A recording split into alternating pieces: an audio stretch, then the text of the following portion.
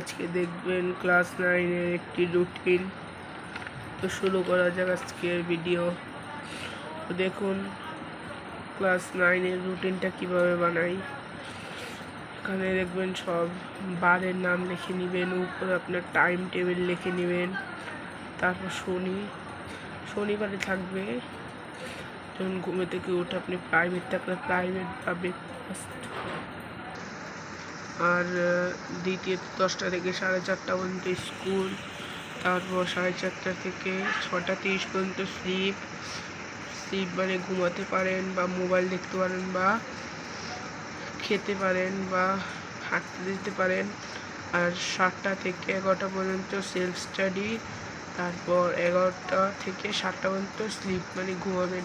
আর 7টা থেকে 11টা পর্যন্ত শুধুই নিজের পড়াশোনা করবেন। আর এই ফাঁকের ঘরে আপনি আপনার নিজে মনে করেন এইগুলো বাদে অনেক সময় কাজ থাকে, ওগুলো করবেন মানে সাবস্টিটিউট হিসেবে।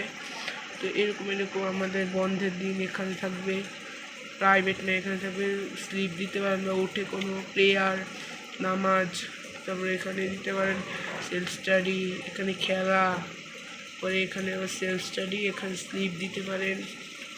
তো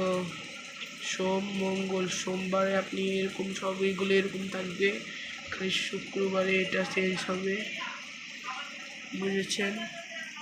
এরকমভাবে আপনারা এরকম করে রুটিন তৈরি করলে তাড়াতাড়ি আপনাদের ইমপ্রুভমেন্ট হবে ইনশাআল্লাহ। ধন্যবাদ। চ্যানেলটিকে সাবস্ক্রাইব করবেন।